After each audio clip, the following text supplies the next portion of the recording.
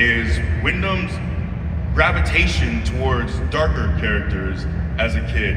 Can you talk about the influence of that on the formation of the Fiend? Yeah, we were always into the darker things. Both me and Wyndham, we're so similar, but also so very different. But one thing we always connected on, and I think it's because my mom who introduced us to Stephen King at a very young age, and like when we heard stories, it wasn't fairy tales that you'd hear normally. It was Stephen King stories, The Stand, and what was going on in that. And we were always so intrigued by that. And Wyndham, especially, I think, was fascinated with good and evil and what that looks like. I mean, if you take Wyndham for what he looked like a beast, a monster, someone scary, but he was so soft and warm and loved, and he used that. I mean, not a lot of people know, but Wyndham was religious, and if you look at his stuff, it almost looks demonic to a degree, but he used that, like what you think is evil is actually not, and what is evil, what looks evil is good, you know? And he played with that so much. I mean, that's a lot of what's in the Firefly Funhouse, and he was always so intrigued with that and used that in everything. And if you go back and watch his stuff and you look at the darkest parts of things, it's not the evil, it's hurt or despair and him like fighting out. It's just such a unique way of looking at it, and that's just Wyndham for you.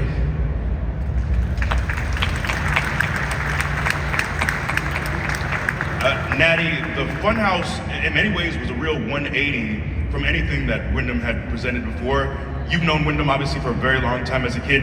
Is this kind of always who Wyndham was? Did he always have this within him? I just feel like when I think of Wyndham, and especially knowing him when I was a little girl, and I mentioned earlier, Wyndham and Taylor, they were like, I don't think I've ever seen any kids play more rough with each other than those two. They were, I think that they were such rambunctious kids, but they were just so full of energy. They had such a sparkle about them, and I think that like, I just feel like even with both of you, like the creativity is just, we talk about coloring outside the lines, that was everything that Wyndham was. And I think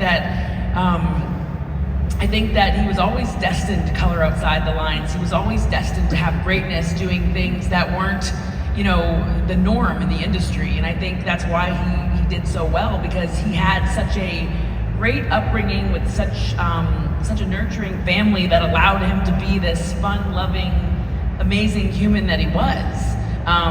And when you grow up in a big wrestling family, it's very, there's a lot of eccentricities. Wyndham was third generation, like myself, and you get to experience a lot of different things. And I think that his childhood, being allowed to kind of, like I said, color outside the lines as a kid, it only contributed to his creativity in WWE. And going back to what JoJo said about Wyndham being such a great dad, I think that's a big part of why he was able to create such a unique and contrasting show like the Firefly Funhouse and make it exciting, because he was able to blend all these different ideas.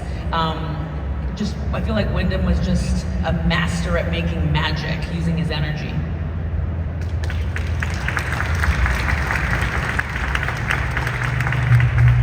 JoJo, can you talk about what Wyndham was feeling, maybe any conversations he had with you once the Funhouse took off, once this leap of faith obviously was just well received by everyone? Can you talk about what was going through Wyndham's mind?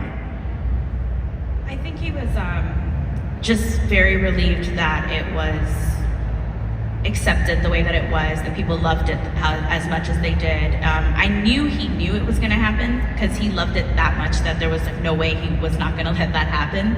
He poured his heart and soul into it so much that he was not going to let it fail. He was going to do everything he possibly could. So the fact that it took off and so well received, it was a good feeling for him. But Wyndham being Wyndham, he wanted it to be what he wanted it to be. and sometimes it's hard to fight for that, but I think that he really stuck to it and stuck to what he believed the character should be, what he wanted it, where he wanted it to go as much as he can, and I think that you can see that. You relate to it, you love it, you fall in love with what he created because it was so much of himself, like poured into it, his love. You can feel that. You don't fall in love with something that people don't care about. You could tell that he cared about it, and I think that it was his baby. So yeah. I think Wyndham's creativity was profound. But I think also his persistence, his unwillingness, like he's not letting this amazing idea, you're not gonna mess this up for me, right? I came up with this, I birthed this, you're not gonna destroy this for me. And that to me, I think was always really inspiring, how much he stuck to his guns. Sure. Yeah, he really did fight for things. Ladies and gentlemen, please give it up for our incredible panel. Unfortunately, we have to release them right now. Give it up for Taylor, for Natty, and for JoJo. Thank you.